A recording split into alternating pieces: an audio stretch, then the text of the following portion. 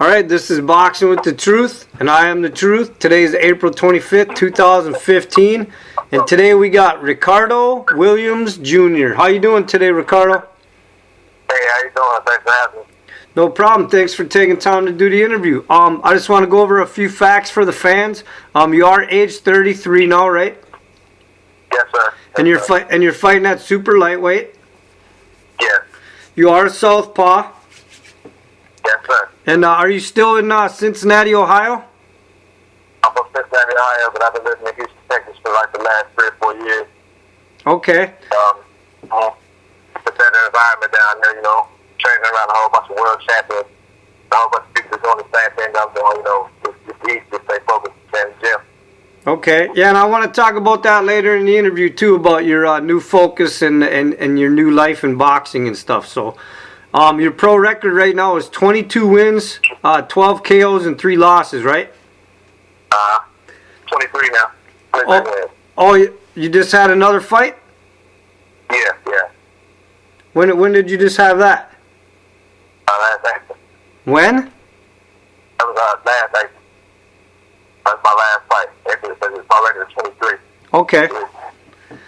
So you turned pro in 2001, but before that, I mean, you were an outstanding amateur. I mean, you won a silver medal at the 2000 Olympic Games.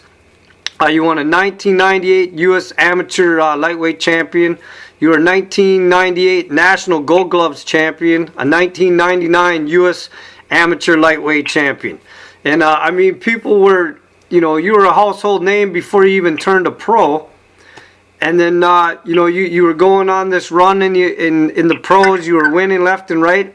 And then all of a sudden, kind of, there was a dark moment in your career. And I just want to talk about that briefly so some guys can understand just because you hit patches like that in your pro career doesn't mean that you need to stop or need to give up.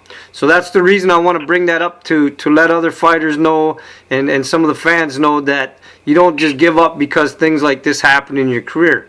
There was an incident, and correct me if I'm wrong, you were kind of charged with party to be conspiracy to distribute cocaine, and you were sentenced to 3 years in prison, right? Yeah. Okay, now during your stay in prison, I understand that the inmates actually pushed you a little bit and motivated you a little bit. Can you tell me about that? Well, that's like one of the most down times of my life. You know what I mean? So, when you first go into a place like that, the institution. You go to the institution, your attitude is like down, like, you feel like everything is over. And, it wasn't really like I expected it to be. A lot of inmates there, a lot of everybody still a lot of times. And, encourage me to get up and get the workout there, because a part of me being in there as part of them, they wanted to see, me be successful once I got out. So, that's why it's pushed so much. Okay, so during those 3 years, what did you learn about yourself? Because I mean, there was a lot of pressure on you as an amateur coming into the pros. I mean, like I said, people were already talking about you. You were already kind of a household name even before you turned pro. So, did you feel that there was too much pressure on you? Is that what caused a lot of this? No, I never felt there was too much pressure. I think everything that happened to me is, my own. I'm the blame for it. I made the wrong decisions. And it's like it's on me to get back focused, keep my hunger, and get it back. I'm gonna show the world that's still happening. Okay, so what exactly did you learn from your stay in prison to come out and start your career different? It's just, you gotta be smart about the decisions you make. You know what I mean? Because, the decisions you make, it affect everybody. The whole family, kids, mother, father, sisters, brothers. You know what I mean? So you got a lot of people depending on you. You make the wrong decisions, it's going to affect everybody around you. Okay, now I know that you've heard the criticism before you went in. People were saying that you're under training for fights. Some of the media was saying, oh, now as a pro, he's a bust, things like that. But you seem to have turned it around because since you've been out, your record is now 13-1, right? Right. I mean, when people say what they want to say, my mother said all the time that people used to talk about Jesus. What makes you think they want to talk about you? When they kind of speak for itself. When people say what they want to say, once I get it, once they see me, then they know what it is. Okay, now do you you said you just recently had a fight. Is there any word on your next opponent, or if you're going to be having a fight this summer? Well, right now it's in the process of trying to get with the promoter. I mean, who can keep me busy. You know what I'm saying? Once I sign that, then I'll be able to keep things in motion. Okay. Well, did you ever have any superstitions or habits or things that you needed to do before a fight? Nah, no superstition happens. I just train hard and make sure I do what I have to do. Because, when I get in the ring, that's the first thing that comes to my mind. I did everything I had to do to get ready, so I have no worries. Do you consider yourself like a silent fighter when you get in the ring? You just go in there and take care of business, or do you like to be part of the entertaining part? Do you like to get into the trash talk with your opponents? But the crazy thing about it is I did, when I was younger, I like to trash talk a little bit. But the older I get, it's much more of a business. I got 5 children, so I try to just be more business like it's possible. You know what I mean? Okay, speaking of your children, is there anybody that inspires you in your life in and outside the ring? My father. Sure, my father. He's everything I want to be. That's my father. So he inspires me to the top, to the peak. Okay, now do you follow your division quite a bit and the division right above you at all? Do you pay attention to any of the fighters? Yeah, most definitely. Okay, so I want to bring up a guy that kind of resembles you a little bit, and I want to see what type of advice you have for him, because you kind of went through this same thing. Earl Spencer Jr., he was in the 2012 Olympics. He's in the welterweight division. He's on a roll, an undefeated roll, just like you were. A lot of pressure on him, a lot of tension in the media. What type of advice would you give to Earl Spencer Jr. so he doesn't make some of the same mistakes that you made? From what I know about that kid, he's well soft-spoken, good kid, nice, good manners. I just really just tell him to, just keep doing what got him there. And don't ever get sidetracked. Keep doing what got him there. Keep on doing what he's doing now. And, the sky's going to be the limit. I see him fight, the kid, he's good. So just keep doing what you're doing. And don't ever stop doing what got you there, where you're at. Okay, tell me something about you that the boxing fans probably don't know.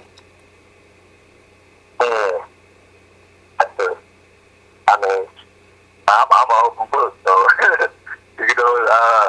don't know if that's all. I'm a family man, my kids. Spend as much time with them as I can. That's probably about it. Okay, as far as your career's gone, like we just talked about, basically, you can call it the black mark on your career or whatever. But other than that, you've had a pretty successful career, but there's that title's always eluded you. So are you just trying to stay in the game and to get that shot at that world title, or would you be satisfied with not getting it? Would you be okay with your career ending without getting that world title? That's a big dream of mine. That's a big dream of my father's as well. So, that's any fighter's dream to get the title. So, I want that title. At the same time, with so many, alphabetical titles, it's going to be hard for me not to get one. But, as long as my family's taken care of at the end of my career, I think that's what it's about. You know what I mean? I think it's about your family being set. You being set.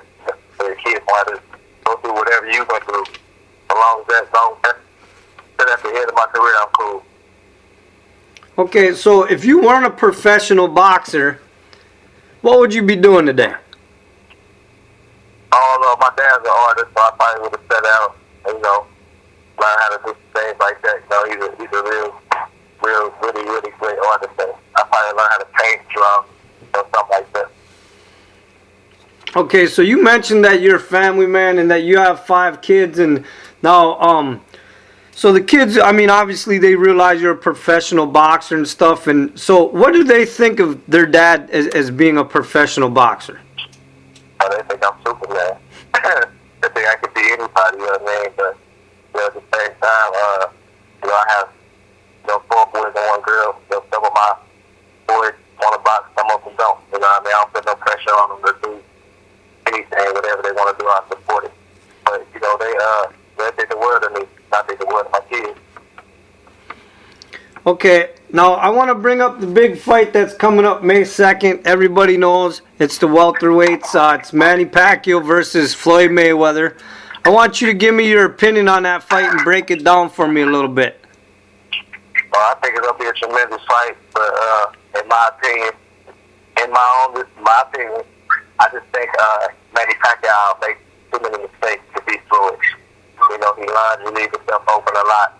And Floyd's just like the perfect boxer now. You know, I think every time Manny makes a mistake, he's gonna make him pay. And I think it's gonna be like kind of like a late stoppage. So you think Mayweather's gonna stop him in the later rounds? Yeah, for sure. Are you gonna be at the fight, or are you just gonna be watching it on TV, or what? So, well, that is it. And that's one thing that the fans probably don't know about me. I can let them know. I really hate going to the fight. You know, I really like to watch all the replays. I like to be home, watch the replays, and you know, really just sit down and enjoy the fight. So I won't be there, but I will be tuned in. Okay. Well, I appreciate your time, and thanks for talking to me about what's going on with your career right now. And hopefully the fans can see you in the ring again soon. And I'd like to see you soon on a TV fight with all the Al Heyman stuff going on, with all the boxing coming on local TV. Hopefully we'll see you on there soon. No doubt, man. Hope so. All right. Well, listen. Before we end the interview, would you like to say anything to your supporters and your fans?